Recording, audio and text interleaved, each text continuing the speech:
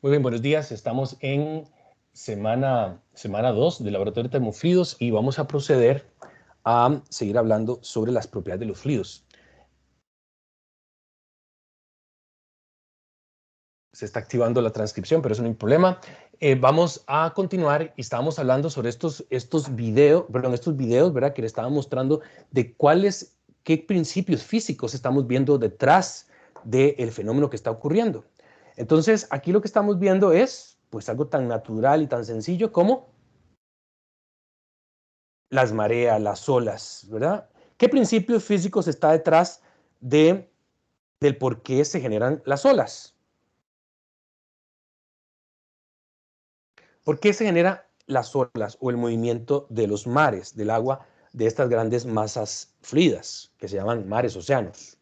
Bueno, ahí tenemos varias cosas. Una cosa es el acercamiento o alejamiento de la Luna respecto a la Tierra.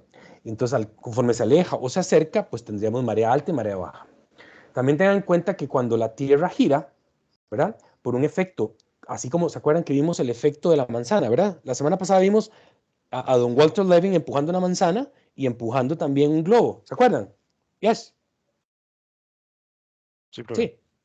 Bueno, entonces hemos observado que si yo empujo alejándolo de mí el carrito con la manzana se va a ir hacia mí, va a pendular hacia mí. Pero si hacemos el mismo efecto con el globo con helio y empujamos, el globo se va a alejar respecto de mi cara. En el primer caso, porque sabemos que la sumatoria de fuerza es igual a la masa por la aceleración, y entonces el efecto inercial que tiene la manzana lo hace pendular más cerca hacia mi cara. Pero en el caso de que tenemos un globo, a la hora de empujar, esa misma masa que rodea el globo, aire, también se hace pendula hacia mí, hacia mi cara. Generamos una diferencia de presiones o una atmósfera virtual tal que el fluido gaseoso que está más cerca de mí se concentra. Por tanto, el efecto del globo es flotar, pero flota en la línea horizontal. Entonces el globo se va para adelante. Entonces el efecto lo que está ocurriendo son dos fenómenos. Está ocurriendo el fenómeno de la segunda ley de Newton, pero también está aplicándose el principio de Arquímedes. Por tanto, los fenómenos naturales en la realidad no son regidos por un solo fenómeno, sino por una mezcla de ellos. Entonces la Tierra, cuando gira, ¿qué hace el agua? El agua lo que intenta es, por un efecto inercial, moverse en dirección contraria a la rotación. ¿Tiene sentido, verdad? Como el efecto de la manzana. ¿Estamos de acuerdo? Yes. Sí. Bueno, y luego también el movimiento de los mares y las corrientes marinas se da porque pues, se genera un efecto termosifónico. Vea la palabrilla, efecto termosifónico. Y creo que habíamos hablado que el Coffee Maker es una máquina termosifónica. Porque, ¿verdad? Yo les comentaba que yo desarmé el Coffee Maker de mi mamá porque yo buscaba la bomba. Sí, ¿se acuerdan de eso? No hablé de eso. Creo que no nos contó, profe. Ah, bueno, ahí va la hablada. Es que, pues, disculpen que pregunte que crea que ya lo dije. Es que al principio del semestre mis cursos tienen como más o menos como el mismo discurso, entonces siento que ya lo dije en algo, y seguramente lo dije en otro curso. Pero, ¿cómo hace el agua para subir, verdad? Desde el tanque hacia la parte superior del filtro. ¿Qué empuja el agua hacia arriba? Yo creía que era una bomba, entonces yo desarmé un coffee maker esperando que encontrar la bomba, ¿verdad? Y lo único que recibí fue un regaño, ¿verdad? Porque le desarmé el coffee maker a mi mamá. Pero mi abuelo decía que eso era curiosidad científica. Entonces, no había bomba. Entonces, ¿cómo sube? Bueno, entonces simplemente porque un cambio de temperatura genera una disminución, un incremento de la temperatura implica una disminución de la densidad. Y entonces, lo menos denso, dicen, va para arriba. Entonces, una resistencia al calentar, al transferir energía a la masa de agua, se da un cambio de densidad. Y un cambio de densidad genera un efecto mecánico motriz, que hace que el agua más caliente, a mayor temperatura o menor densidad, va hacia arriba. Y poniéndolo en un tubillo muy delgado, entonces el agua sube. Entonces, el efecto mecánico motriz del coffee maker se llama termosifón. El coffee maker sencillo, ese que tenemos en la casa, el más sencillo, es una máquina termosifónica. Ese fenómeno entonces también aplica en los mares, porque justamente pues, los rayos del sol no están cayendo siempre perpendicular a la superficie. Hay unas zonas del planeta que están más alejados de esa incidencia de los rayos del sol, entonces es más frío, entonces hay una parte más fría, una parte a mayor temperatura, eso genera un fenómeno mecánico-motriz termosifónico que hace que el agua circule. Entonces, y la rotación y la traslación, en algunos momentos el sol no está más lejano, otros está más cercano, entonces eso genera deformación en los fluidos de este planeta. Y eso se puede notar en mayor impacto, ¿verdad? Es como si estuviéramos en esa película 2012 que todo se está destruyendo y luego todo se vuelve al mar, al mismo, y eso ocurre en la luna hay una luna de Júpiter que es supuestamente, en apariencia, debajo de esa capa de hielo hay agua. Pero resulta ser de que esa capa de hielo en esa luna constantemente, debido a las fuerzas gravitacionales del Sol y de su planeta predominante, que es Júpiter, hacen que el planeta se deforme, se contraiga y se expanda, generando unas grietas gigantescas en la superficie de esa luna. Y luego se vuelve a fundir y luego se vuelve a congelar, se vuelve a fundir y se vuelve a congelar. Entonces se ven una serie de grietas en esa luna. ¿Saben cuál es esa luna? De Júpiter. ¿Cuáles son las lunas de Júpiter? Así por cultura general, son un montón, pero hay unas que son muy populares. A ver. Una tiene un nombre como una película de Avengers, que se menciona en Avengers, pero no es esa luna. ¿Cómo se llama el planeta que en Infinity War viajan? ¿A qué planeta van los Avengers? Cuando luchan ahí con Thanos. Vamos. No. Ah, no, profe, le quedó mal. Sí, no, Titán, pero Titán se llama así, ¿no se acuerdan? Titán, pero ese no es el Titán del que estoy haciendo referencia, porque ese Titán de los Avengers está ya lejos. Titán, vamos, otra. Europa. Una se llama Europa. Eso, muy bien, Europa. Encelados. Ajá, ahí pueden googlear, no importa, pueden hacer trampa, no importa. Vamos. Io, o Io, Ganímedes, Europa, Titán. Y ahí pueden seguir. ¿Cuál es esa luna que está congelada?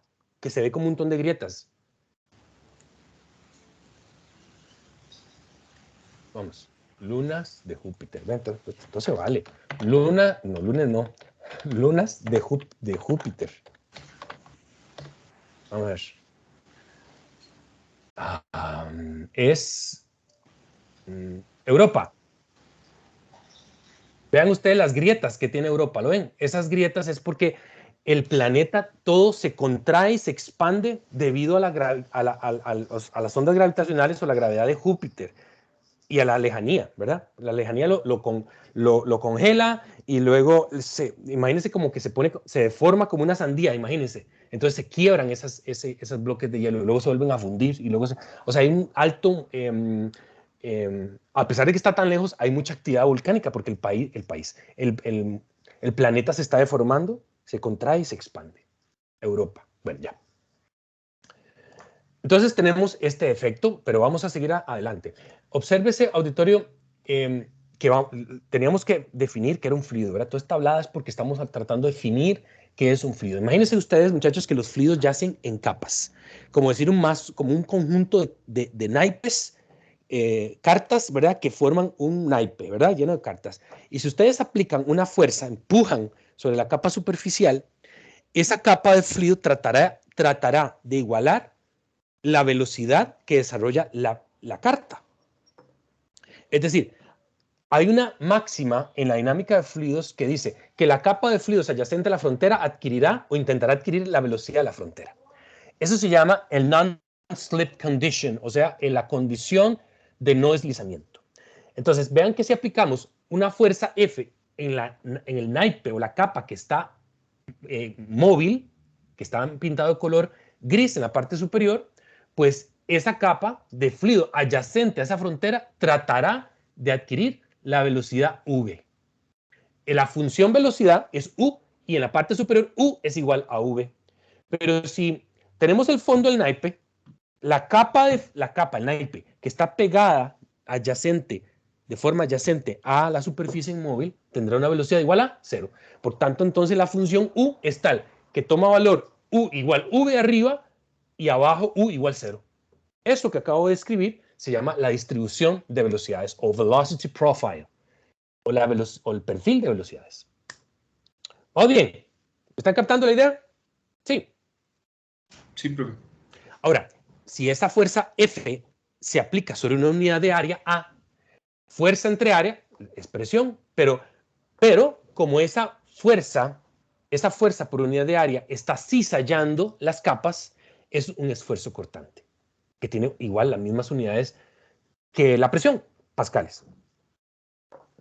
Imaginen ustedes, auditorio, que yo le doy un palmadón a la capa superficial. Entonces el fluido se deforma, generando esa distribución de velocidades. Y supongamos que lo que está en rosadito es agua, para hacerlo sencillo. Y se genera ese registro fotográfico que es esa distribución de velocidades. Auditorio, yo apliqué un esfuerzo cortante, fuerza entre área, para generar esa distribución, esa deformación. Quitemos lo rosado que es agua y pongamos petróleo. ¿Ok? Traten de imaginar.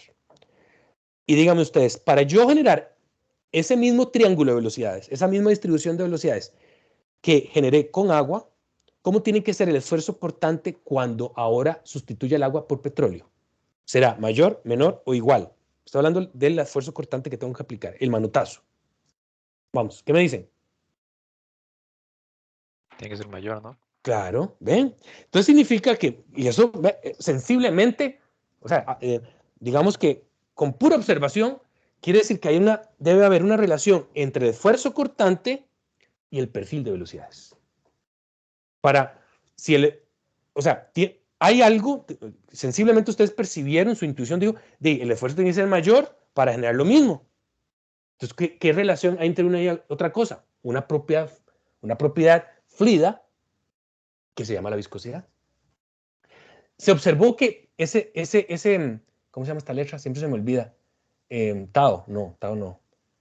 Bueno, esa letra, no es Tau. Tau es torque, Tau. Bueno, ese esfuerzo cortante es directamente proporcional a, ojo muchachos, ¿cómo le llamábamos? A ver, ayúdenme. ¿Cómo le llamábamos? Si esta es la pendiente, lo que se ha observado es que el esfuerzo cortante es proporcional a la pendiente de ese triángulo, pero a la menos 1. ¿Cómo se escribe la pendiente? ¿Verdad que era el cambio? ¿Cómo era? Recuérdenme, porque ya se me olvidó tantos años. A ver, la pendiente es igual a el cambio de las y entre el cambio de las x. ¿Era así? Yes. ¿Estoy bien? No. ¿Cómo era? Es el cambio de Y entre el cambio de X. Eso es, muy bien. Pues entonces es que el esfuerzo cortante es proporcional, entonces, a ver, pero al revés, porque es a la inversa. Es el cambio de las X, y el cambio de las X es, a ver, el cambio de Y. El cambio de V, o sea, U, porque la función se llama U, entre el cambio de las, ¿qué? Y, ¿verdad? Entre el cambio de las Y. Es que, pues me quedó horrible eso. No quiero escribir bien. El cambio de las, aquí, Y.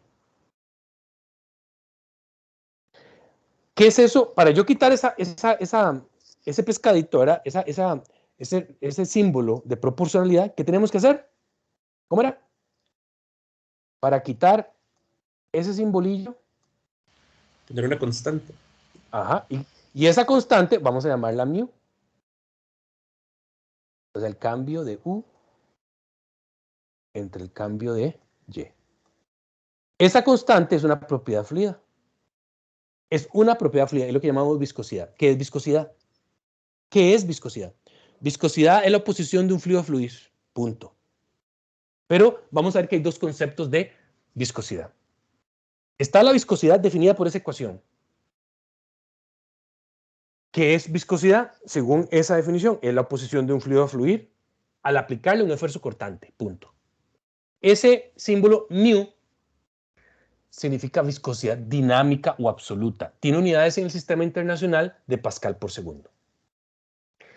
Viscosidad. Así, si yo les pregunto, cualquier miembro aquí de este planeta, de la raza humana, les pregunta, ¿qué es viscosidad? Entonces dicen, la posición de un fluido a fluir. ¿Pero qué es viscosidad dinámica? Es la posición de un fluido a fluir al aplicarle un esfuerzo cortante. Todos aquellos fluidos que cumplan con esa definición que estamos viendo ahí, esos últimos garabatos que puse en la esquina inferior derecha, se llama la ecuación diferencial fundamental de esfuerzo cortante.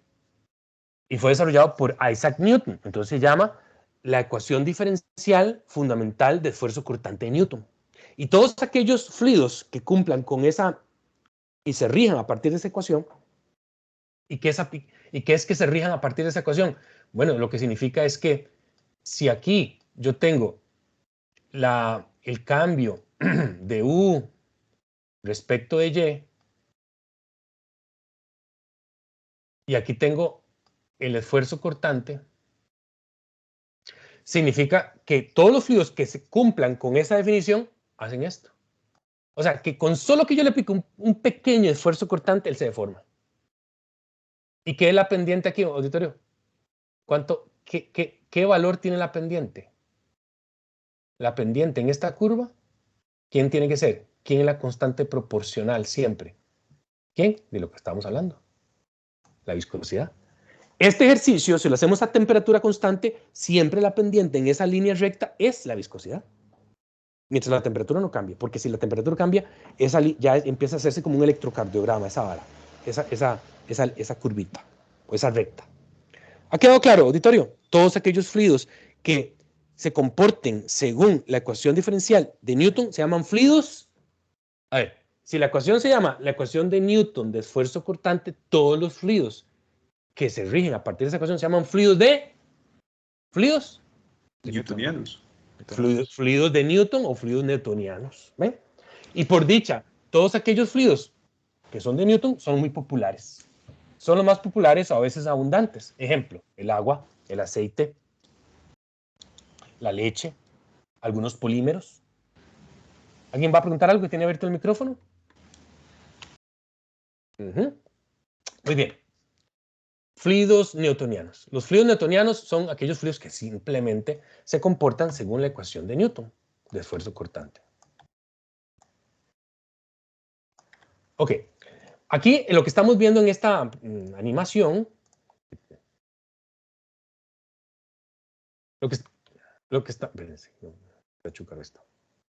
Bueno, ahí lo que estamos viendo es justamente el principio de, ¿qué les dije?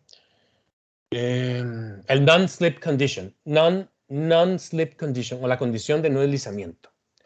A ver, ¿qué es esa vara? ¿Qué estoy diciendo? Lo que estoy diciendo, muchachos, es que todos hemos tenido la experiencia de que metemos han sido curiosos, meten el dedo en miel. No lo han hecho, así, para luego chuparse la miel.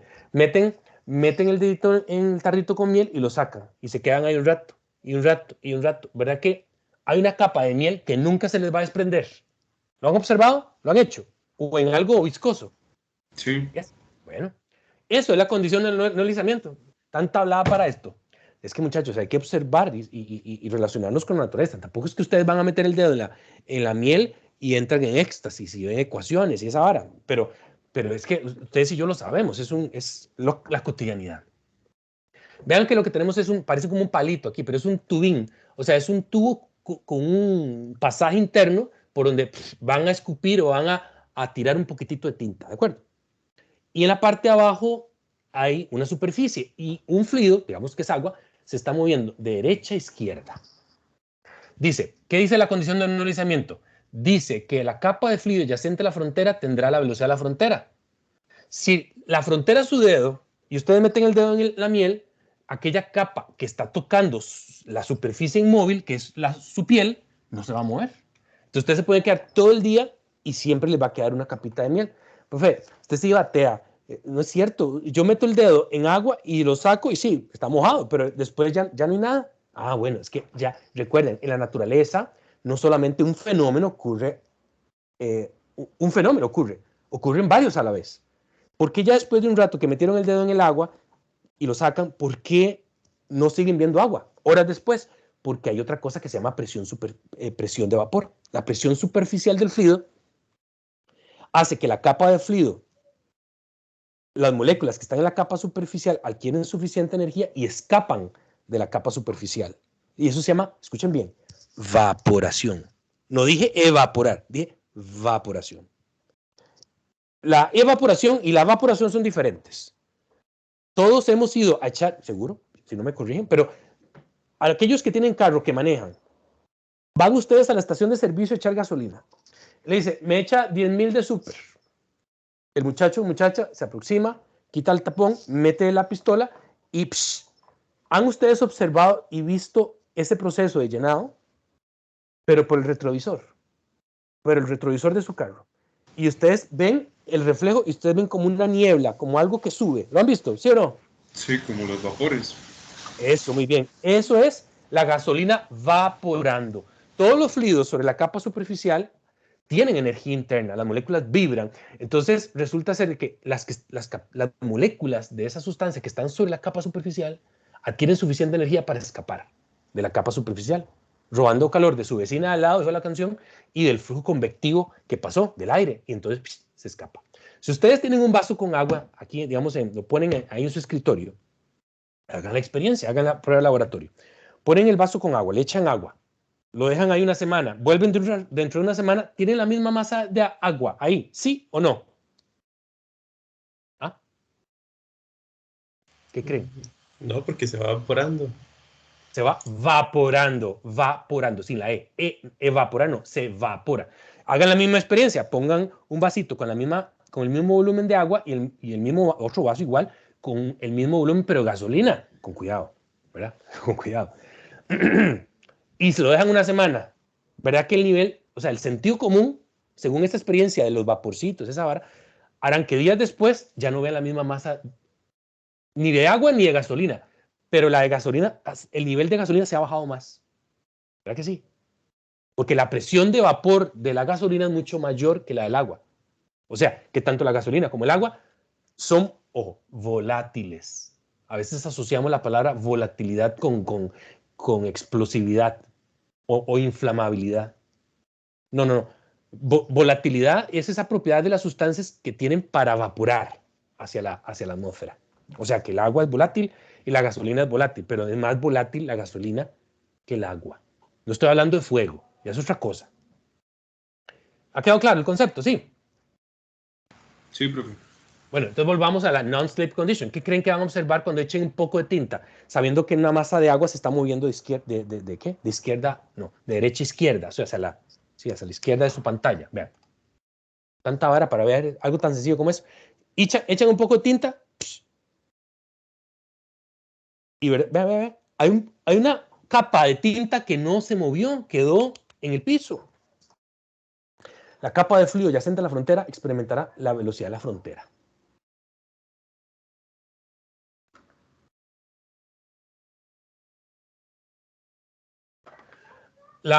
Entonces al final vean ustedes, así como hay mucha expresión, ahí se los dejo para que ustedes lo vean, pero lo importante es que abajo el esfuerzo cortante es igual a la viscosidad dinámica por la distribución de velocidades.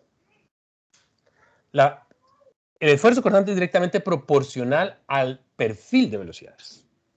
Quito la constante proporcional y tengo que meter una constante. Esa constante es una propiedad fluida, se llama la viscosidad. ¿Qué es un fluido entonces? Un fluido es una sustancia que se deforma sin importar qué tan pequeño es el esfuerzo cortante que se aplique. ¿Qué era esa letrilla que se llama mu? Mu.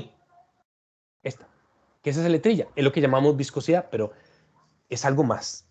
Es esa propiedad que mi sentido común me dice que si yo tengo agua, un poquito de agua y un poquito de aceite y lo pongo sobre un plano inclinado y echo un chorro de agua y aceite y lo dejo fluir, ¿quién llega más rápido al final del plano?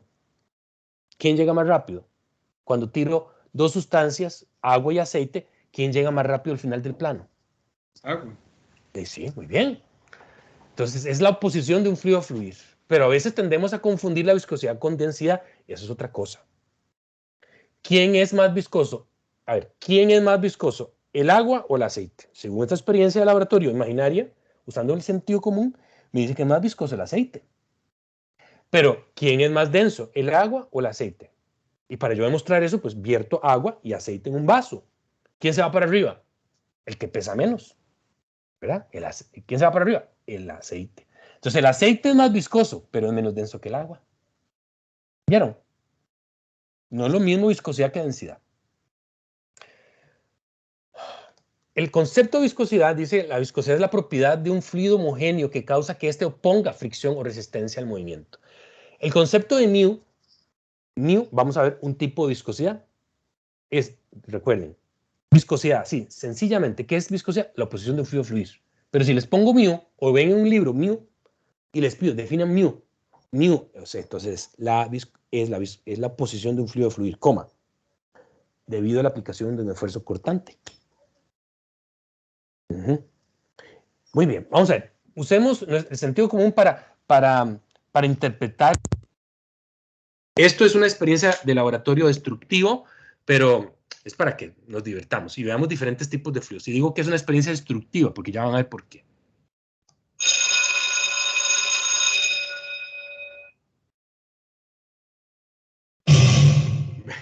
Y digo destructivo, vean ustedes, se imaginan la gastadera de Vicker, pero bueno, lo que hicieron fue tirar una canica ahí de acero y tirarla para hacer de que entre en un fluido.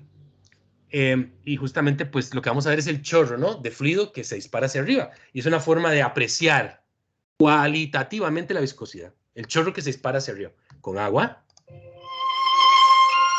Pero imagínense estar destruyendo Vicker, ¿verdad? Pero todo sea por la ciencia.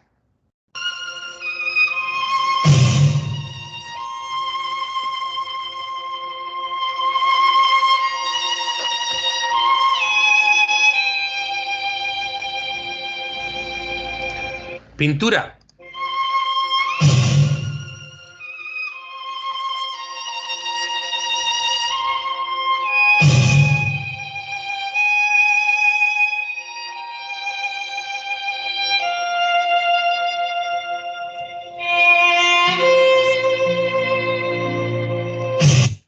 Custard, eso es como, no sé cómo decirlo, como natilla, ¿no? Un tipo de crema. Es un producto lácteo, como natilla.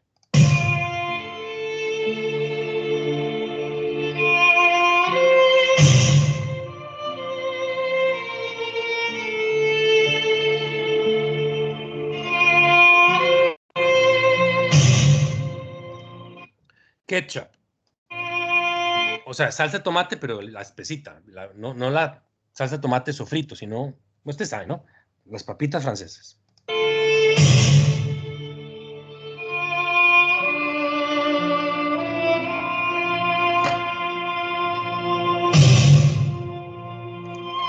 Yogur.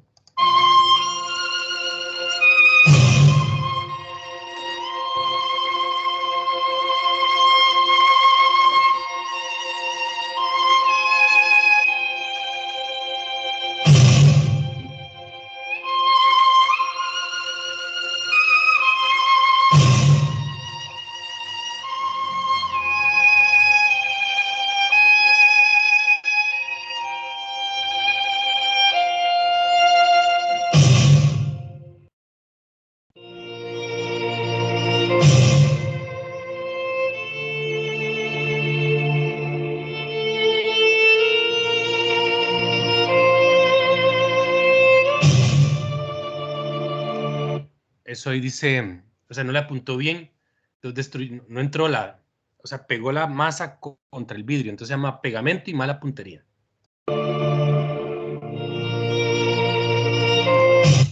Hay una claro comportamiento que tiene el fluido con los cambios de temperatura, es decir, que la viscosidad es susceptible, el valor de la viscosidad es susceptible a los cambios de temperatura. 1, 2, 3, 1, 2, 3. Entonces sí, resulta ser de que las moléculas, ¿verdad? Pensemos que las moléculas están cerca o lejos dependiendo del estado de agregación o la temperatura o del grado de movimiento que tienen las moléculas. Recuerden que la temperatura es una forma de visualizar el grado de movimiento. La única posibilidad en que no haya energía interna asociada es cuando la temperatura de la sustancia alcanza los 0 Kelvin. Cuando alcanzamos los 0 Kelvin no hay movimiento molecular, temperatura 0 Kelvin. O sea que a 20 grados Celsius hay movimiento molecular. Piensen ustedes que tenemos una sustancia cualquiera, un fluido, y lo que hacemos es empezar a trasladar, transferir energía a la sustancia. Al transferir sustancia, lo que ocurre es que las moléculas, que son como, imagínense, como dos masas amarradas entre ellas con un resorte. Cada vez que transferimos energía, las moléculas vibran más y la fuerza intermolecular representada por ese resorte, ¿qué le pasaba? Vamos, en los cursos, ustedes llevaron química, ¿verdad? Me parece que sí. Entonces, cuando trasladamos energía, las fuerzas intermoleculares se incrementan o disminuyen. ¿Vamos? ¿Qué me dicen? ¿Aló?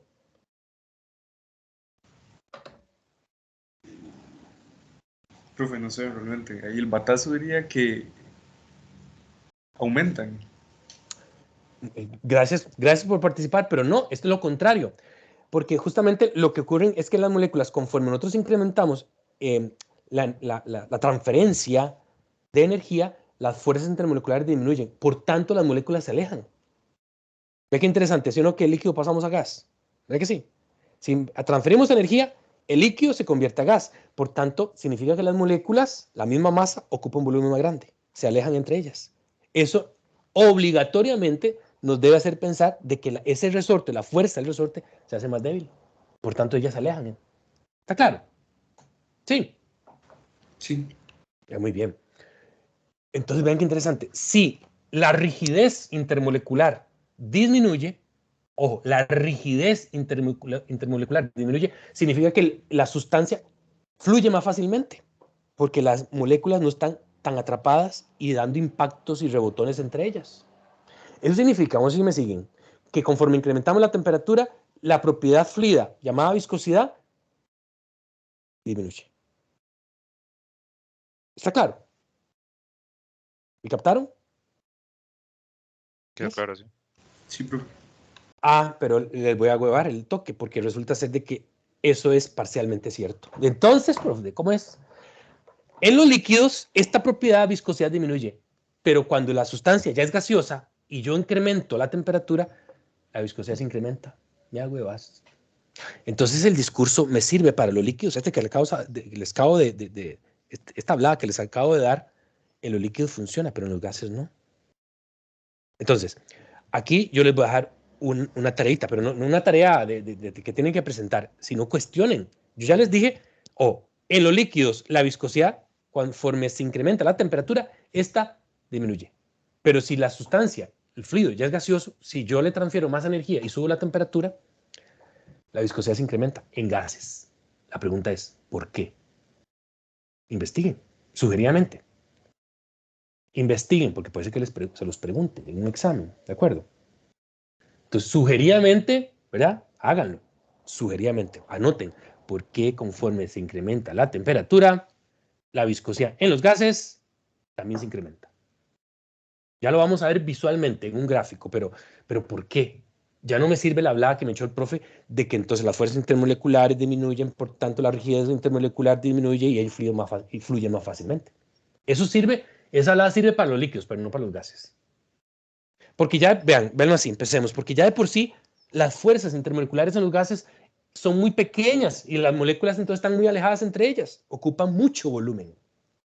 Entonces yo no puedo hablar de meter la hablada de las fuerzas intermoleculares o la rigidez intermolecular. Veamos el efecto de la... Se incrementa la temperatura. Ven ese videito. Aquí yo puedo observar dos cosas. Si las 4 cuadritos representan la misma sustancia, si fuera la misma sustancia, la sustancia roja, fuera la misma sustancia, significa que a huevo, el último que está a la derecha debe estar a una temperatura mucho más alta que la sustancia que está cayendo en el primer recuadro a la izquierda. ¿Verdad que sí? Tiene que necesariamente ser así. O sea que la viscosidad afecta a la viscosidad. Pero ¿y cómo sabe que es el mismo fluido? Digamos que por el color lo puedo asumir, pero no necesariamente, ¿verdad? Por el color, pero Pero si no, pues, y si no son la misma sustancia, entonces claramente el fluido que está más a la izquierda es más viscoso que el que está en el recuadro más a la derecha. Veamos el efecto, aquí sí se ve el efecto de la temperatura. Dice cómo la temperatura afecta la viscosidad en la miel. Entonces veamos. Presten atención, porque tal vez por la... Vamos a ver. Voy a apagar. ¿Cómo se ve en los videos, muchachos? ¿Se ven muy pixelados desde la recepción de ustedes? ¿O se ve bien? ¿Aceptablemente bien? Normalón, normalón. Sí, normal, profe, se ve. Vamos a A ver. veces se pegan un poquito, pero sí se ve bien. Bueno, sí, no descarto que sea mi transmisión, ¿verdad? Pero también, ustedes saben, la velocidad con la que yo transmito no es necesariamente la velocidad con la que ustedes reciben, ¿verdad? Entonces, depende del servicio que tengan. Pero ahí hacemos lo mejor que se puede. Si ustedes ven aquí, vamos a ver qué observan.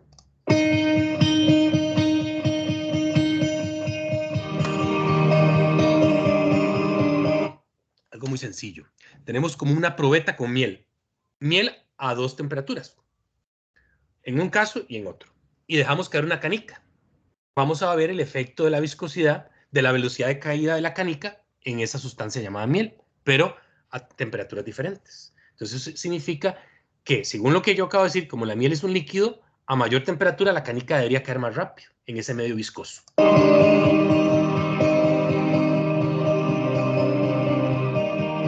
Ok, vamos.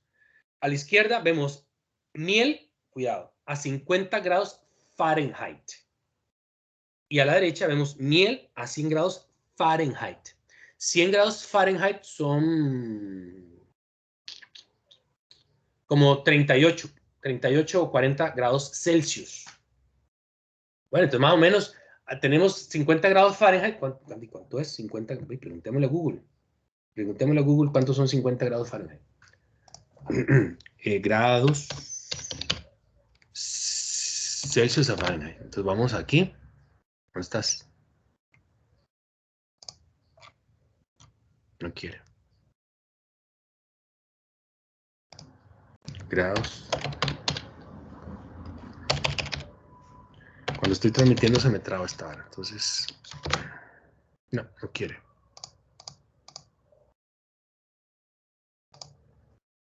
¿Sí me están escuchando? ¿Se me fue el internet o qué? ¿Sí me escuchan? Sí. Okay. Sí, yo lo busqué y son 37.77 grados Celsius. Los 100, ok. ¿Y 50? Sí, como la mitad, ¿no? Más o menos. No necesariamente, ¿verdad? Porque no es proporcional, cuidado, pero veamos que la mitad. El asunto es que lo que estamos viendo entonces es que aquí la canica está cayendo más rápido. Vamos, la canica cae más rápido. Y si lo ven, vean aquí la canica a 50 grados Fahrenheit está cayendo pero muy despacito.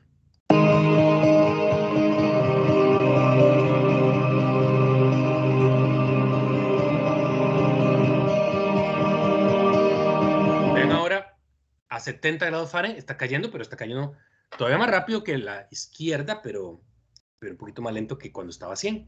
Entonces, claramente...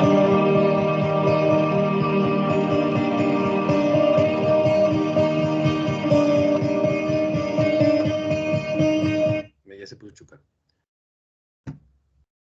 Ay, Dios, ya. Entonces, claramente la viscosidad se ve afectada. La viscosidad se ve afectada por la temperatura. Dice que μ es la viscosidad dinámica o absoluta. Tiene unidades en el sistema internacional de Pascal por segundo. Sin embargo, esta unidad del sistema internacional es una unidad muy pequeña, muy pequeñita, muy pequeñita.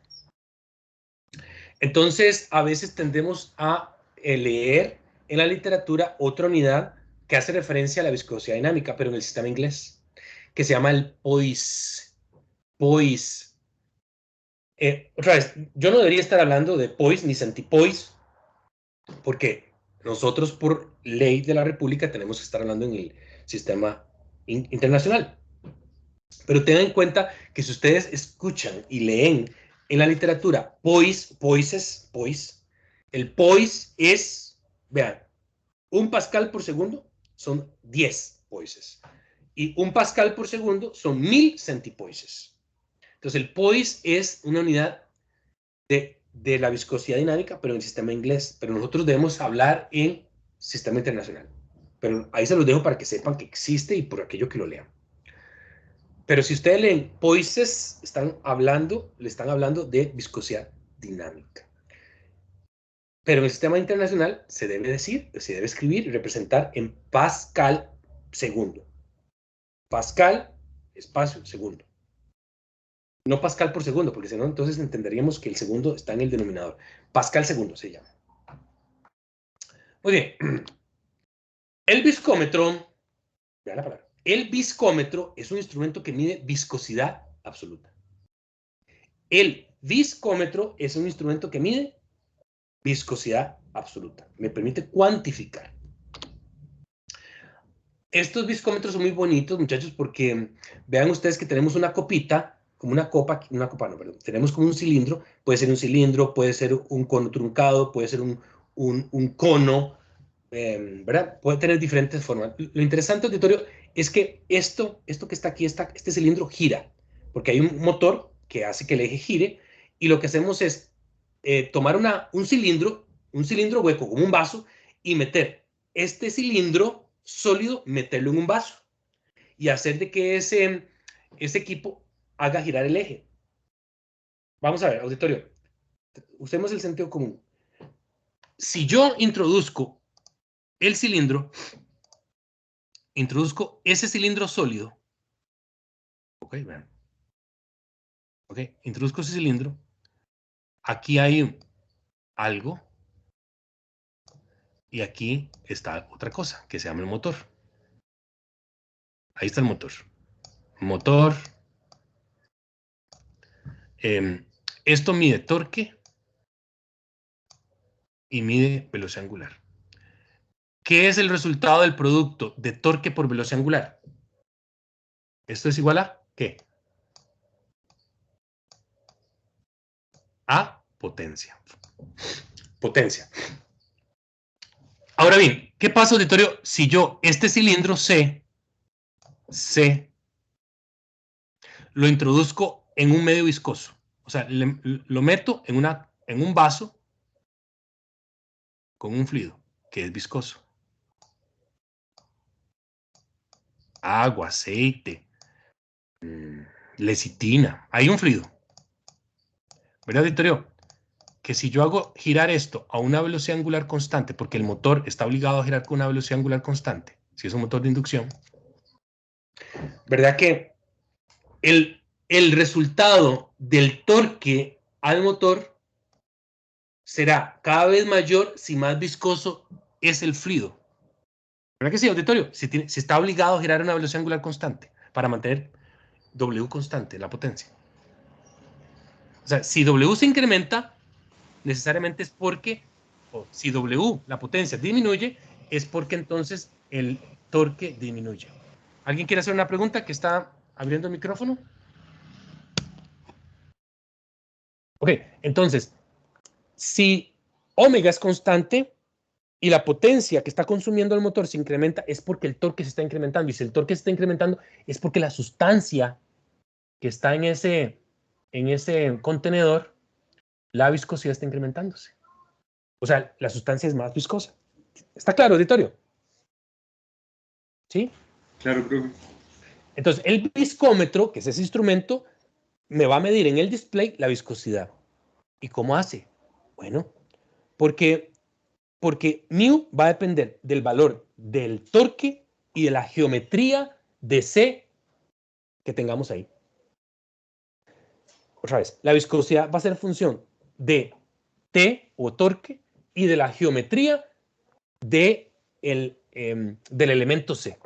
Porque el elemento C puede ser un cilindro, puede ser una esfera, puede ser un cono truncado. ¿Está claro, auditorio? Así es como él mide. Y hay formas de encontrar esto. Yo creo que en la teoría van a estudiar eso. Bueno, al menos cuando yo lo daba, así era. Pero entonces, pero creo que el profe Richmond les va a hablar sobre eso. ¿Verdad? Ya empezó de eso, ¿no? ¿Ya les empezó a hablar de esto? No, sí. Sí, ya lo habíamos visto. Ah, bueno, ¿ven? Sí, incluso hicimos unos problemas. Sí, muy bien. Gustavo está utilizando unas diapositivas, ¿no? Hay vacilonas, ¿no? Es que, bueno, anyway. El asunto es que así funciona el viscómetro, pero hay Hay otra propiedad fluida que se llama la viscosidad, pero la viscosidad cinemática. La viscosidad cinemática, otra vez, vean que es otro concepto.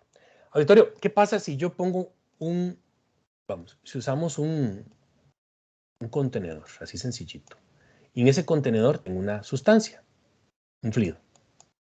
Auditorio, ¿qué pasa si yo abro un huequito aquí? Abro un hueco en el fondo. ¿Qué creen que va a hacer el fluido? Vamos, síganme la corriente. ¿Qué va a hacer el fluido si abre un hueco en el fondo? Vamos. Va a caer por el hueco. Sí, ¿verdad? Empieza a gotear. Eso significa, auditorio, que un fluido puede fluir no necesariamente porque le aplico un esfuerzo cortante, como el toque de que yo tengo un estañón con agua y le doy un manotazo a la capa superficial. Yo apliqué un esfuerzo cortante que cizalla las capas. Esfuerzo cortante. Pero en ese caso no. Yo lo único que hice fue hacer un hueco. Quité un taponcito y esa ahora empieza a fluir. Entonces, un fluido no exclusivamente fluye por la aplicación de un esfuerzo, de una fuerza externa, sino que puede fluir por la aplicación de un campo gravitacional. O sea, el propio peso del fluido hace que fluya. Entonces, eso es, vamos a ver, tengo dos recipientes, uno con agua y otro con aceite a temperatura ambiente. Uno es H2O y otro es aceite, ¿ok? Y otro es A de aceite, para evitar escribir tanto. Y abro el hueco. ¿Quién se va a vaciar más rápidamente? ¿Quién va a tomarle menos tiempo fluir todo, que fluya toda la masa o toda la masa al exterior? ¿Quién le va a tomar más tiempo? El de menor viscosidad, ¿no? Ah, bueno, ajá. Se va a vaciar más rápido el del agua, ¿verdad? Eso es lo que me dice sentido común. Entonces, viscosidad cinemática es la oposición de un fluido a fluir, coma, por la aplicación de su propio peso. O, suena como más bonito, viscosidad cinemática es la oposición de un fluido a fluir por la aplicación de un campo gravitacional. No es lo mismo que yo haga esta experiencia en las cercanías de la Tierra que si lo hago en la Luna. ¿Verdad? No es lo mismo. O sea, va a depender del punto de donde está haciendo. El punto sobre el planeta o en el cuerpo celeste donde estemos haciendo esto. Entonces la viscosidad cinemática no solamente depende de la temperatura, sino que también va a depender inclusive de la presión. Ojo, cuidado. Va a depender de la presión, pero cuando hablo de la presión me refiero a la presión que esté circundante, o sea, de la atmósfera. O sea, va a depender no solamente de su propio peso, sino la presión que ejerce la atmósfera contra la capa superficial. Tengan cuidado de eso. Entonces, la viscosidad cinemática depende del campo gravitacional, de la presión externa y de la temperatura. ¿Está claro, auditorio?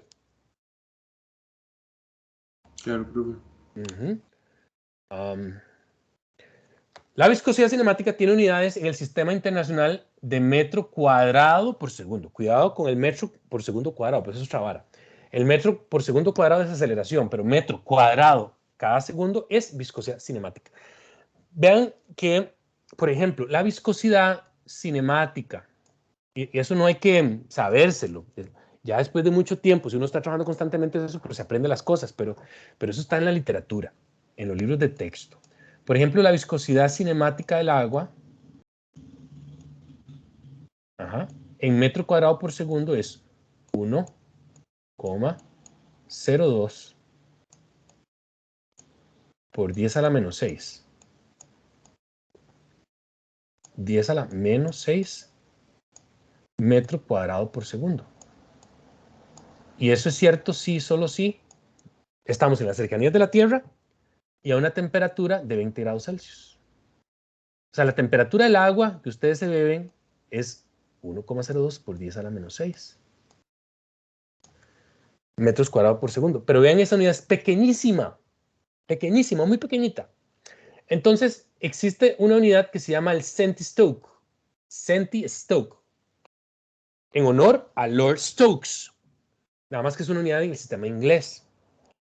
Si la viscosidad del agua es 1,02 por 10 a la menos 6 metros cuadrados por segundo, en centistoke, vean ustedes, ¿cuánto es? en centistoke? Más fácil decir 1. Y la viscosidad del agua en centistoke es 1. ¿1 qué? Centistoke. Entonces, a veces es muy conveniente hablar en centistoke. Lo que pasa es que está en el sistema inglés. No deberíamos hablar en esas unidades en Costa Rica, porque por ley debemos hablar en el sistema internacional. Si ustedes empiezan y siguen utilizando unidades del sistema inglés, empezaremos a ser forajidos. Sí, ¿saben qué es un forajido? Un forajido es alguien que va en contra de la ley. A todo, contra todo y nada, ¿verdad? Outlaw. Un outlaw es una persona forajida. Y cuando yo escucho la palabra forajido, pienso en las películas de vaqueros y esas varas, ¿no? Y si han visto The Mandalorian, ¿verdad? Que es como una novela espacial, ¿no? Es Star Wars y The Mandalorian y Boba Fett y esa vara son como una novela espacial, pero en el caso de Boba Fett y de The Mandalorian es como una película de vaqueros, pero en el espacio, ¿verdad que sí? Entonces todos esos son forajidos. Bueno, entonces la viscosidad cinemática se expresa en metros cuadrados por segundo, pero a veces vamos a estar todavía viéndonos afectados o bombardeados por la influencia del sistema inglés. Entonces es muy común hablar o que lean en literatura en centistoke, pero ya saben que ojo, recuerden, si ustedes leen Pascal por segundo o Poise es viscosidad dinámica, y si leen, escuchan o ven la unidad metro cuadrado por segundo o centistoke es viscosidad cinemática. Viscosidad cinemática es la posición de un fluido a fluir por la aplicación de un campo gravitacional. ¿Vamos bien, auditorio, hasta este momento? Todo bien, profe. Bueno. Existen varias formas de medir la viscosidad cinemática. Y eso es lo que sí vamos a hacer en el laboratorio, porque en el laboratorio de termofluidos que tenemos en Mante, lo que podemos medir, o tenemos el instrumento para medir viscosidad cinemática. No tenemos viscómetros. O sea, yo le he pedido varias veces al niño de esto, pero no, seguro me he portado muy mal, entonces no nos llega.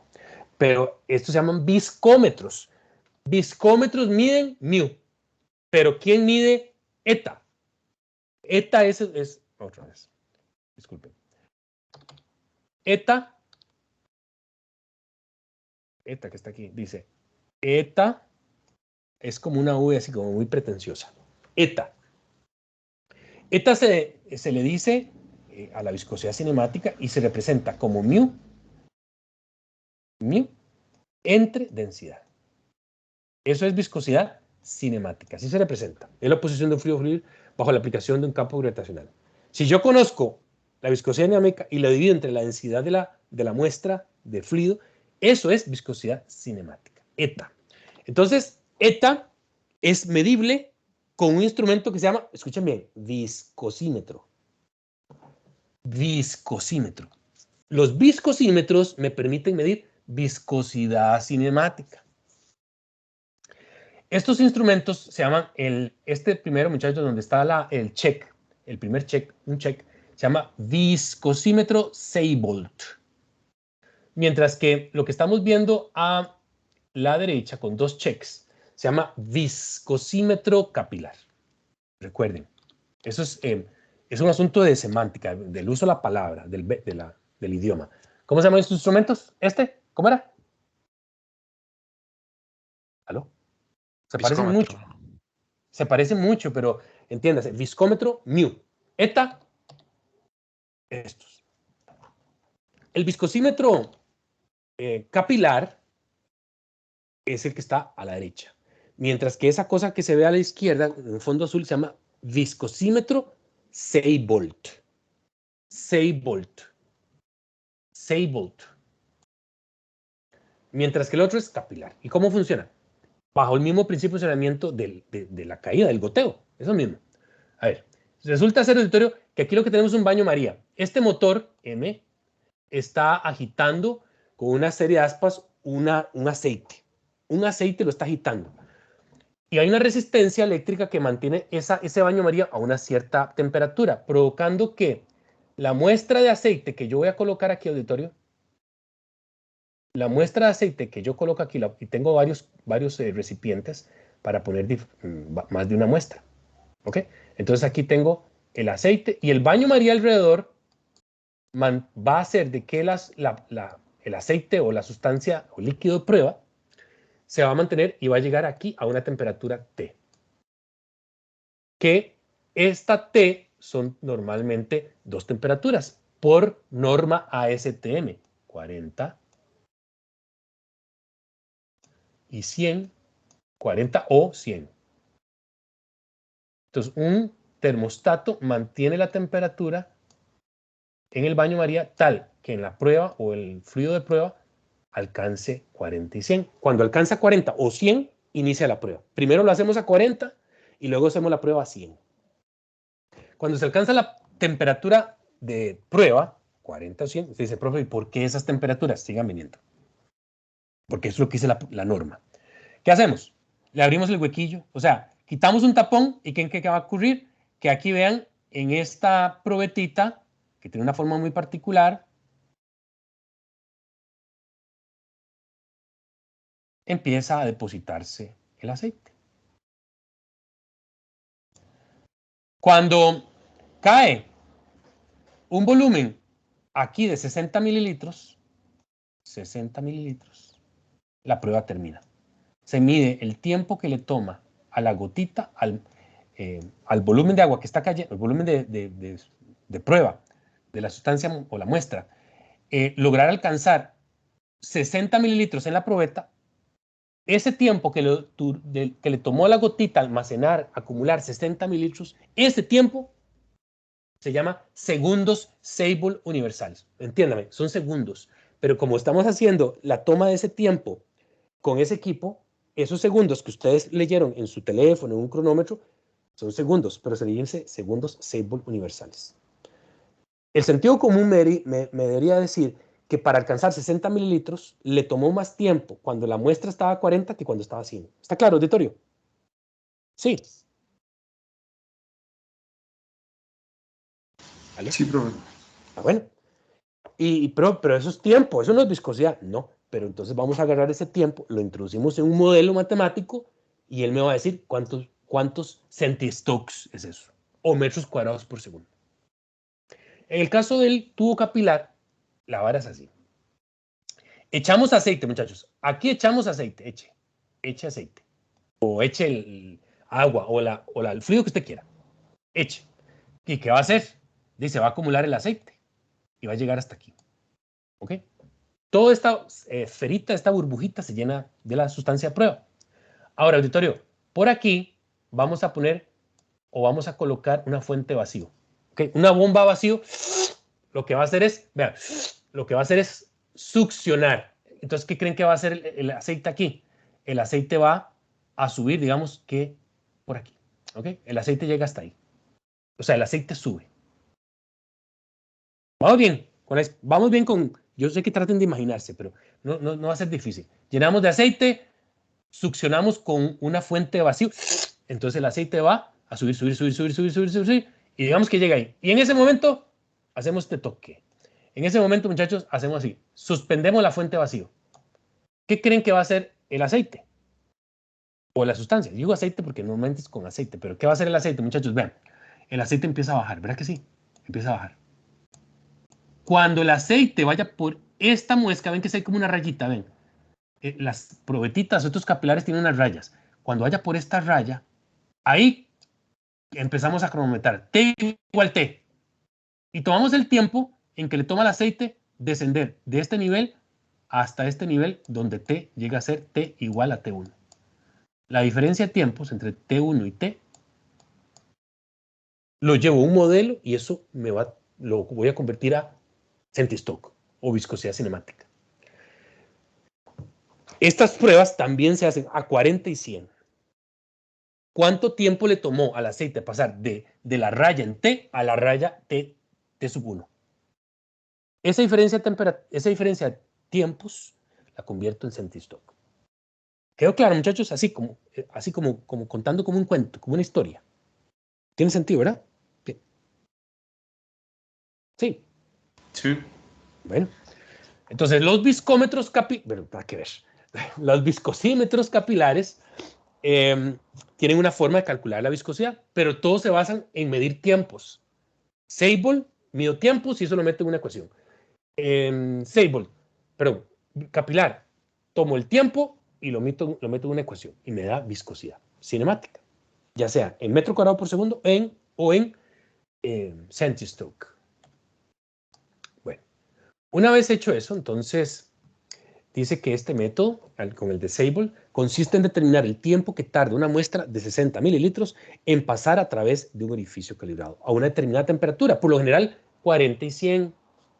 ¿Por qué 40 y 100? Bueno, hay razones ulteriores respecto a eso. Bueno, primero porque se dice que SAE, por ejemplo, la norma SAE, que después vamos a ver un poquitito más, SAE lo que dice es que la temperatura promedio de un aceite en el carro, la promedio, o sea, la temperatura, el aceite se mueve en el motor, ¿no? Se dice que la temperatura promedio según SAE es de 100 grados Celsius. Mientras que la temperatura normal, promedio, en las máquinas que no son automotores, en promedio andan en 40. Entonces se utilizan esas dos temperaturas globales para establecer la norma o estándar para medir viscosidad, 40 y 100. ¿Ok? Una vez de que conocemos en el Sable los tiempos que le toma alcanzar la muestra de 60 mililitros, entonces introducimos el tiempo, SSU significa segundos Sable universales. Sustituimos ese tiempo registrado en el cronómetro. Si lo queremos en metro cuadrado por segundo, lo metemos en las ecuaciones de color azul. Auditorio, vean que si yo me quito del medio, vean, me quito. Si yo llego y elimino estos 10 a la menos 6, vean, no los tomo en cuenta, estos 10 a la menos 6. De lo que me va a dar es centistoke, porque recuerden que vimos hace un ratito que la diferencia entre metro cuadrado por segundo y centistoke es 1.000.000 de veces de diferencia. Si yo quito esta expresión de acá, que es 1.000.000 de veces de diferencia, lo que me dan son las unidades ¿ven? En centistoke. Pero es la misma ecuación, nada más que quito el 10 a la menos 6. ¿Está claro, auditorio? Sí. Claro, profe. Está fácil, ¿ven? Está fácil. Vean ustedes, algo así vamos a hacer ustedes y yo. Una vez en aquella época, en marzo del 2007, me llevan unas muestras de aceite, pero aceite, no de carro, sino aceite agrícola, ¿ok? Ahí para unas aplicaciones agrícolas. Y me piden medir la viscosidad a 40 y a 100. Entonces, como lo que tengo en la escuela es un equipo que mide viscosidad cinemática, el viscosímetro Sable, hago las pruebas a 40 y a 100 y mido tiempos de caída, de goteo del aceite en las probetas de 60 mililitros. Y eso es lo que obtengo en segundos Sable universales, a 40 y a 100. Entonces, Alberto, proceda a obtener los valores en centistoke. Entonces, vean, ¿qué hago? Utilizo la ecuación de colores verde. Si los segundos Sable universales son menores, lo que yo registro en el cronómetro, o en el cronómetro del celular, es menor o igual que 100, use la ecuación de arriba, la ecuación superior roja. Y si no es así, use la de abajo. Así de sencillo. Entonces, pues, proceda. Use esas ecuaciones. Vea usted las viscosidades. Todas son menores que 100. Entonces, ¿cuál vamos a utilizar? Todos vamos a utilizar esta. Porque todos son menores que 100 segundos universales. Sustituyo. A ver, hagamos una vez. Ayúdenme, porfa. Sustituyan ustedes en esa ecuación, aquí donde está el doble check. Sustituyen 5484. Háganlo ustedes una vez, ayúdenme, porfa, traigan sus calculadoras. ¿Cuánto les da la viscosidad en centistoke al sustituir en esa ecuación? Es fácil, vamos. 10 segundos. 10, 9, 8, 7, vamos. Ayúdenme. 8.84. Bueno. ¿Alguien más apoya al compañero? ¿Sí? Sí, me da igual. Sí, pero da igual. Muy bien, entonces ustedes lo hacen en Excel o con sus calculadoras o las TI o las que usan ahora los estudiantes. ¿Ustedes qué usan? TI, Casio, yo no sé. Yo uso un HP. Lo sustituyen en sus calculadoras y ¡pum! Ahí está, 8,8. Y así con el resto. ¿Vamos bien, auditorio? Sí. Si alguien va atrás, me dice, y yo repito. ¿Por qué profe, por qué toda esta hablada? Bueno, porque nosotros vamos, ¿qué es lo que vamos a hacer? Algo así vamos a hacer la próxima semana. Bueno, densidad. ¿Qué es la densidad? Es algo que ustedes ya saben, ¿verdad? Es un cuento viejo. La densidad, ustedes dicen, densidad de masa, masa entre volumen. Muy bonito eso, pero si alguien no está entrenado en ingeniería o en física, no les entiende. ¿Qué es densidad? Densidad es el grado de empaquetamiento de una masa en un volumen dado. Y la densidad también depende y es función de la condición del fluido, o sea, la temperatura. Cuando un líquido le agregamos energía y por tanto vibra más y por tanto la temperatura sube, ¿qué pasa con la densidad? ¿Sube o baja? ¿Vamos? ¿Vamos? ¿Qué me dicen?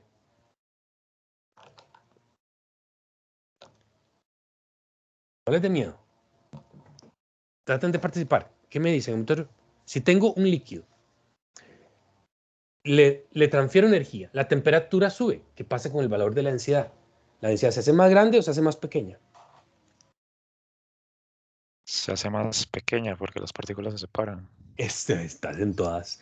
Era el cuento de las dos moléculas, como decir dos pelotas que están muy unidas por un resorte. Al incrementar la temperatura, la fuerza intermolecular se hace más tenue, se debilita. Entonces las moléculas, la misma masa, las dos pelotas, estas moléculas, se alejan más. Es la misma masa ocupando más volumen. Entonces Rho va para abajo. Lo mismo ocurre, pero cuando tenemos un gas. Con un gas es lo mismo. Las moléculas ya están muy lejanas entre ellas, pero se alejan todavía más. Entonces, tanto en los gases como en los gases como en los líquidos, conforme se incrementa la temperatura, la densidad disminuye. Pero ¿qué pasa con la densidad en los líquidos? A ver, ¿qué pasa con la densidad en los líquidos? Más bien cuando incrementamos la presión. Los líquidos son incompresibles, o sea, un líquido es un líquido sí, solo sí, su índice volumétrico no lo puedo modificar en más de un 2%. O sea, un líquido básicamente es incompresible. Entonces, la densidad de un líquido no puede modificarse incrementando la presión. En un gas, ahí es diferente. En un gas, si se incrementa la presión externa, el gas es compresible. Entonces, la misma masa ocupa un volumen más pequeño cuando comprimimos. Entonces, la densidad se incrementa por efectos de compresibilidad. ¿Está claro, auditorio? Sí. ¿Me van siguiendo? Claro. Sí, profe. Entonces, cuento viejo, a ver. Cuento viejo, ve que vean aquí el efecto de la densidad, vean. Es como agua, ¿no? ¿Vieron? Otra vez. Digamos que es agua. Pero vean la otra vara. La otra sustancia en el otro bique parece lo mismo, pero vean lo que ocurre.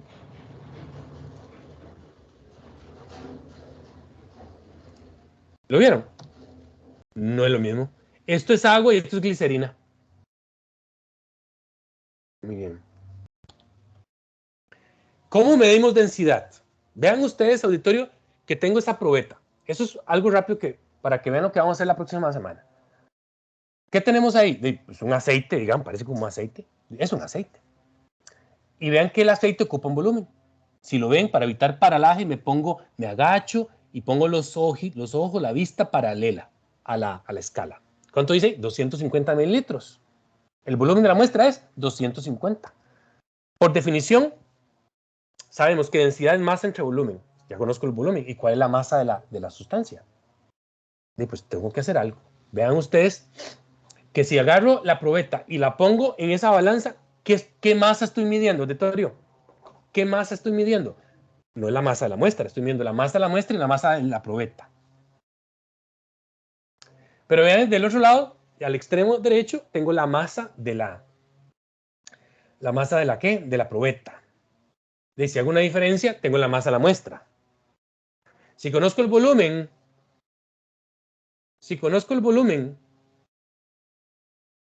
y conozco la masa, entonces significa que Rho tiene que ser masa entre volumen. O sea que yo puedo medir la densidad, pero cuidado, porque estas unidades tienen que estar en unidades según el sistema internacional, porque no podemos poner otras unidades, porque si no seríamos forajidos. Tiene que estar en estas unidades. Ojo, porque el instrumento llamado probeta está midiendo el volumen en mililitros. La diferencia de las masas está en kilogramos, está pura vida, pero el volumen está en mililitros. Entonces, cuidado, porque, auditorio, en 1000 mililitros, 1000 mililitros, estoy vuelto loco porque hay un señor que está podando el césped. Hace mucha bulla. ¿Lo escuchan ustedes? No. Bueno, Sí, pero muy, muy bajito. yo aquí estoy vuelto loco ya. 1 litro, es así. ¿Y qué? ¿Y 1 metro cúbico? Y 1 metro cúbico es mililitros. Entonces tienen que hacer esa conversión. Nada más pongo esto aquí en el tapete, porque esto lo vamos a utilizar la próxima semana. Pero ven qué interesante, el asunto es que ustedes pueden encontrar la densidad de ese aceite por la definición fundamental de lo que es densidad, masa entre volumen. Muy bien. ¿Estamos claros con este concepto? Aquí no hay que calcular nada. Estoy en modo conversación con ustedes. Pero tengan eso por cuenta porque eso sí lo vamos a calcular la próxima semana. Bueno, ¿está claro, sí? No del otro mundo, ¿verdad? Pero resulta ser de que hay algo que se llama la densidad relativa. La densidad relativa es un parámetro adimensional. Y es la relación que existe entre la densidad de la sustancia que yo necesito calcular, o sea, esa, y la densidad de una sustancia muy popular, que es el agua. La densidad relativa se mide con un instrumento que se llama densímetro. Auditorio, ¿qué pasaría si esta sustancia fuera agua y utilizo un instrumento que se llama densímetro? Y el densímetro mide la densidad relativa. ¿Cuál es la densidad de esa sustancia si fuera agua? 1. Sí, ¿ven? Muy bien. Entonces, la densidad, si tengo una sustancia en un estañón ahí, tengo una sustancia que no puedo ver porque está ahí guardada, pintado de negro, o me ponen me vendan los ojos, ¿ok? No sé qué sustancia hay ahí. Y utilizo un instrumento y ese instrumento marca una densidad relativa igual a 1. Entonces la conclusión es que esta vara era agua.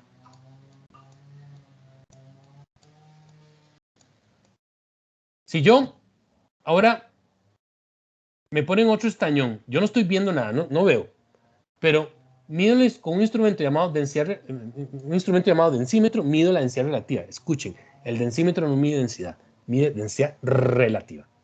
Y me dicen que mide, o yo observo un instrumento que mide 0,8. ¿Qué me pueden decir de esa sustancia? ¿Qué valoración cualitativa me pueden decir? Cualitativa, cualidad, de que es menos denso que el agua. ¿Y qué valoración cuantitativa me pueden dar de esa sustancia? Que es un 20% menos denso que el agua. Y eso es característico de sustancias aceitosas. O sea, eso era un aceite. Un aceite. Y si tengo otro estañón con otra sustancia y la densidad es 1,2 medido con el densímetro, ¿qué valoración cualitativa me dan de esa sustancia? Que es más denso que el agua. ¿Y qué valoración cuantitativa me dan de esa sustancia? Que es un 20% más denso que el agua. Esto es agua con sal. Agua con sal.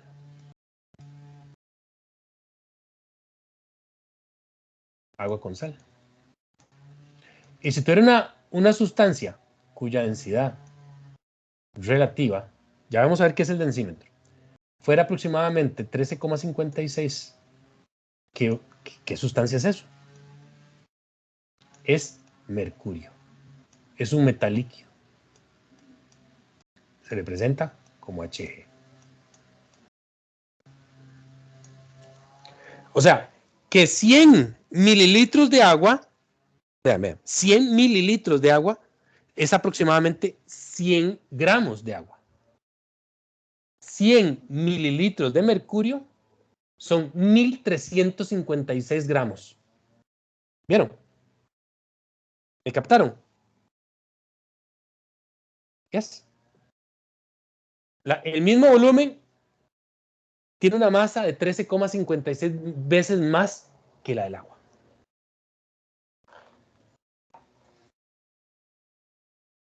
100 mililitros de agua son aproximadamente 100 gramos de agua. Pero 100 mililitros de mercurio serían 1300, si lo pongo en la balanza, serían 1356 gramos. 1,3 kilogramos marcaría la balanza. La densidad relativa es medido con eso, que se llama densímetro. Cuidado, muchachos, porque el densímetro no mide densidad, mide cuántas veces es más denso una sustancia respecto del agua. ¿Eso qué voy a hacer, muchachos? ¿Qué voy a hacer con esa vara? Lo pongo a flotar, lo meto, muchachos. Lo meto en la probeta y se pone a flotar. Y ahí se va a medir. Y vean que el aceite, vean el aceite, vean, esto es aceite, A de aceite. Y vean que aquí tengo 0,9. Y aquí que estoy marcando, vean, 0,8. ¿Dónde está flotando? ¿Dónde llega el equilibrio? Está marcando, dije, entre 0,9 y 0,8. ¿Y qué dije hace un rato, auditorio? Que más o menos por ahí son los aceites. Y esto es un aceite. ¿Está claro, auditorio? Sí, profe. Eso.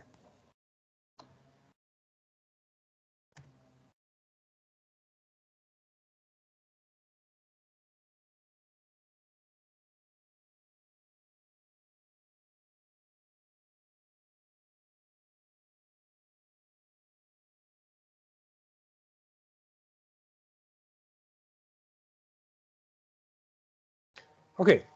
Bueno, ahí lo que vieron fue yo a mi mano, ¿verdad? Metiendo el densímetro. Ahí está. El densímetro en la muestra para medir densidad relativa, reitero. Obviamente vean que este densímetro no puede, vean vamos a ver si se ve, o tal vez aquí atrás.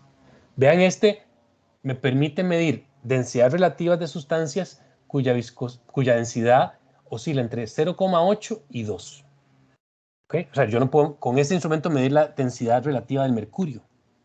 Porque el mercurio se sabe que tiene una densidad relativa de 13,56 veces. Entonces, justamente esto es propio para medir densidades de sustancias líquidas como el agua y hasta 2 veces más denso que el agua.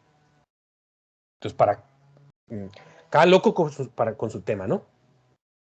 Habrá otros densímetros para medir densidades de otras sustancias, pero no las que tenemos en el laboratorio. Vean que esto tiene un lastre de plomo y flota debido a justamente que va a desplazar volumen. Entonces va a generar una fuerza una fuerza empuje. Bueno. Ahí en la presentación hay un videito de ahí, también les habla de densímetros, ahí sugeridamente si gustan lo pueden ver. El peso específico. El peso específico se le denota con la letra gamma y en realidad es el producto de la densidad por la aceleración de la gravedad. Entonces, ¿cómo se afecta el peso específico? El peso específico se afecta en el mismo nivel o valor cuantitativo respecto a la densidad. O sea, si yo ya sé cómo se comporta la densidad en líquidos y gases debido al cambio de temperatura y de presión, el mismo efecto tendrá sobre el peso específico, porque vea que el peso específico es el producto de la densidad por la aceleración del campo gravitacional. Tiene unidades en el sistema internacional de Newton por metro cúbico. Es una propiedad también de los fluidos. El peso específico, vamos a ver, bueno.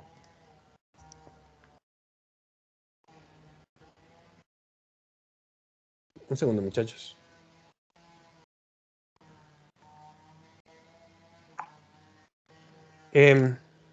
Ya, disculpen.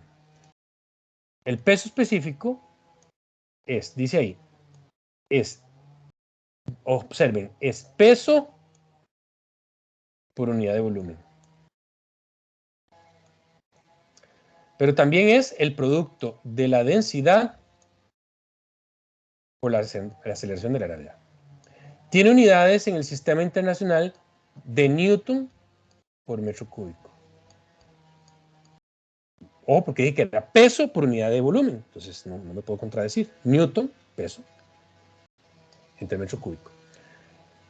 Ojo, muchachos, como depende de la densidad, si ustedes saben cómo se comporta la densidad con cambios de temperatura y de presión, esa misma proporción o esos mismos efectos tendrán sobre el peso específico. ¿Quedó claro eso, auditorio? Sí.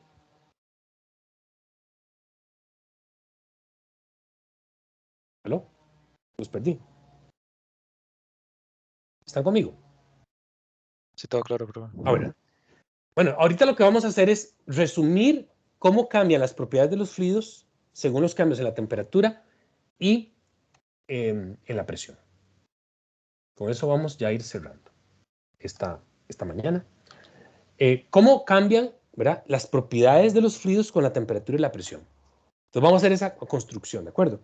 Y necesito que traten de usar el sentido común. ¿Cuáles propiedades de los fluidos hemos visto? Vamos a conocer en el curso: viscosidad absoluta, la densidad, la viscosidad cinemática y el peso específico. ¿Qué era la viscosidad absoluta? La viscosidad absoluta es aquella que sale de la definición del esfuerzo cortante de Newton. O sea, que tengo que el esfuerzo cortante es igual a mu, esa es la viscosidad dinámica, por d de u, d de y. ¿Qué era la viscosidad cinemática? Eta, que pues es mu dividido entre la densidad. ¿Y qué es la densidad? Es el grado de empaquetamiento de una masa en un volumen dado. Así de sencillo. ¿Y qué es el peso específico? Es densidad por la aceleración de la gravedad. Ok. Vamos a ir construyendo esta tabla, todos juntos. Inhalen y exhalen, porque puede que sea intuitivo o no sea tan intuitivo. Vamos. Observen que dijimos que cómo cambia la viscosidad en los líquidos conforme se incrementa la temperatura, decae. Pero les advertí, en los gases no es así.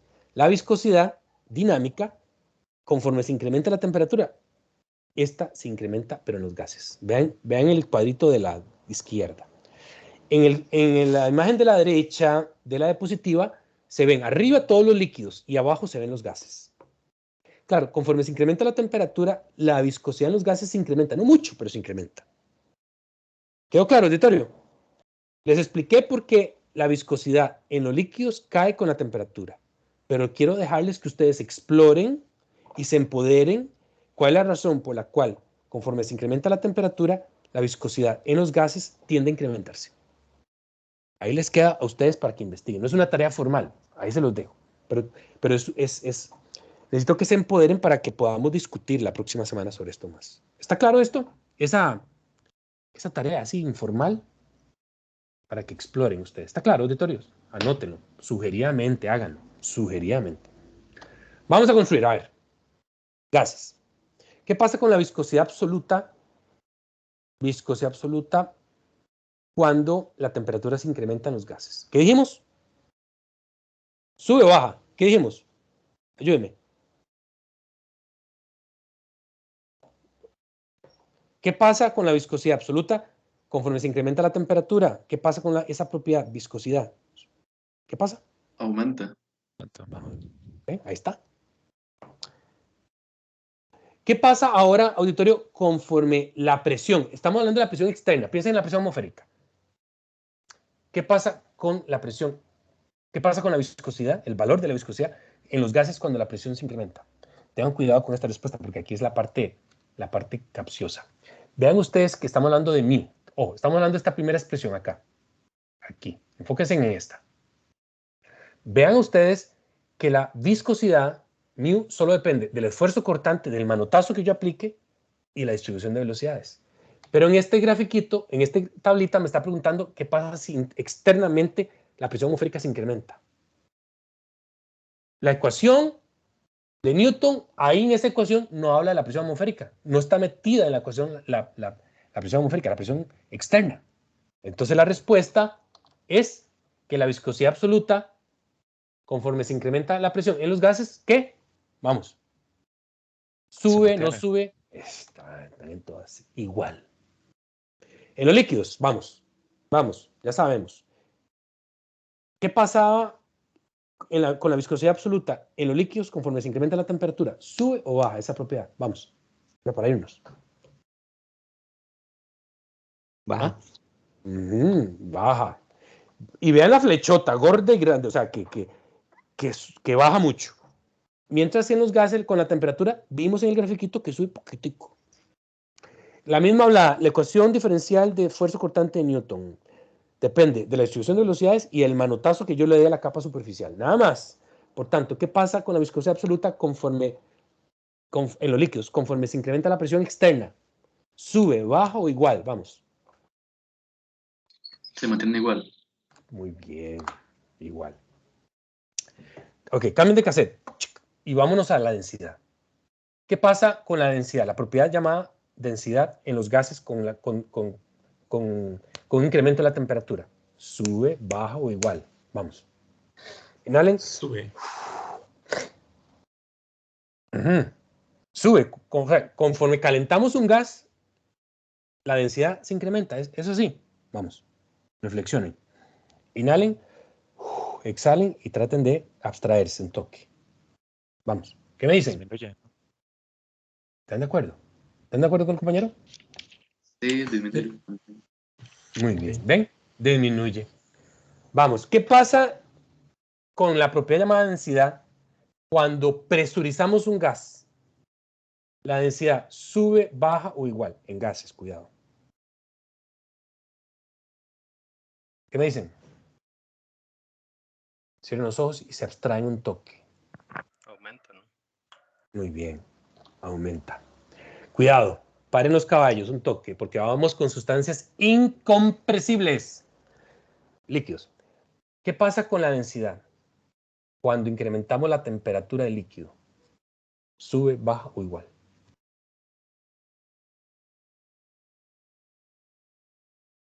¿Qué me dicen?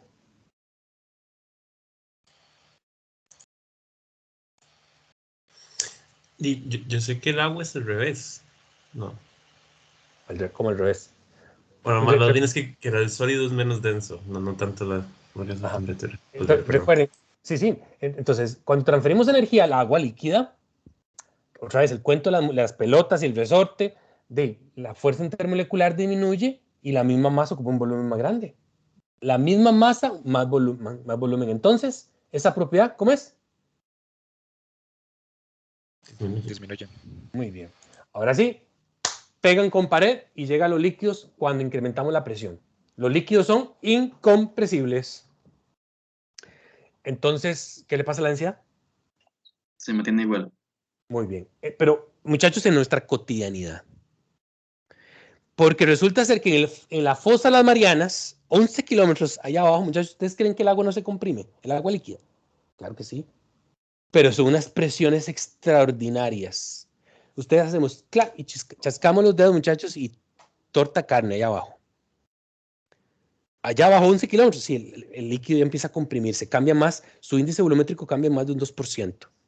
Pero, o sea, aplican restricciones, pero para nosotros la cotidianidad se mantiene constante. Vamos, muchachos, ¿qué es la viscosidad cinemática? Vean.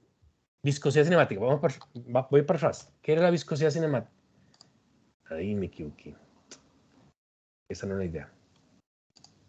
¿Qué era la viscosidad cinemática? Disculpen. ¿Qué era la viscosidad cinemática? La viscosidad cinemática era eta. Era la relación entre mu y la densidad. Ya sabemos cómo se comporta mu y cómo se comporta rho. Entonces vamos todos. Algo que sube pequeño, algo que se incrementa pequeñito entre algo que cambia o disminuye mucho. ¿Qué le pasa a este de acá? ¿Sube, baja o se mantiene igual? Vamos. Baja. Ok. 11. ¿Verdad? Ve. Si les cuesta, traten de poner numeritos, ¿de acuerdo?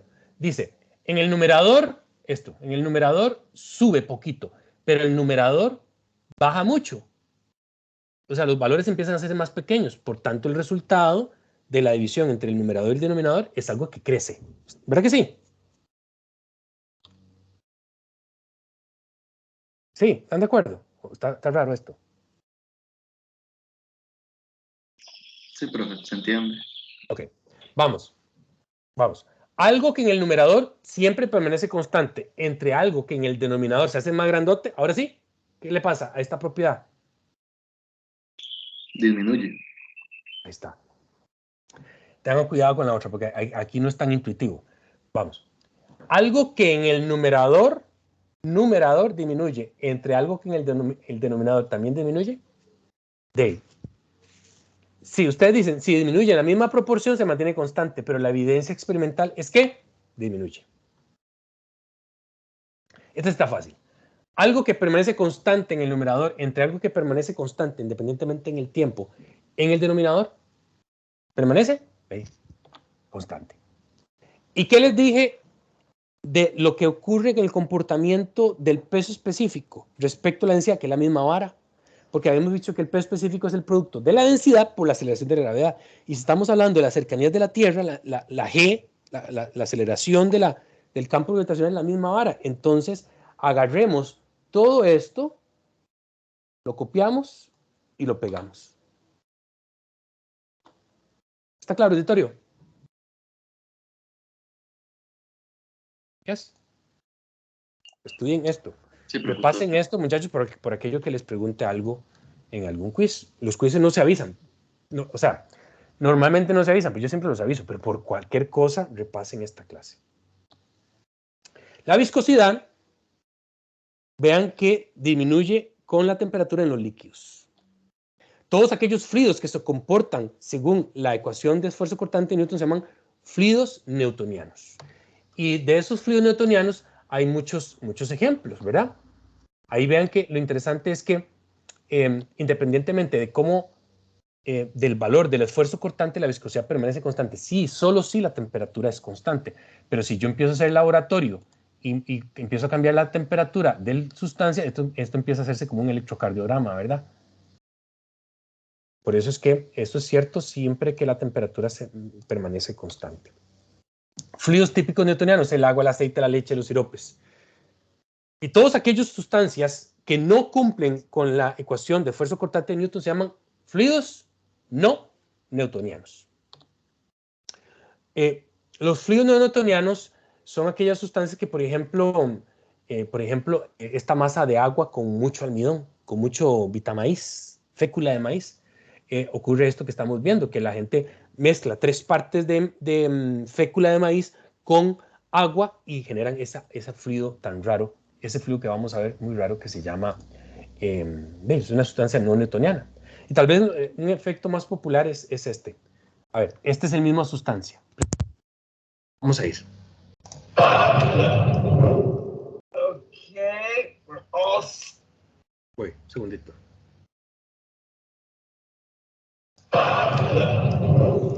Okay, we're all set.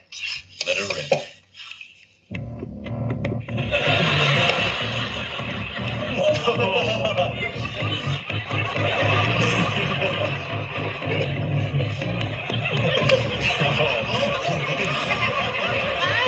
Hey, check it out. It's just cornstarch and water.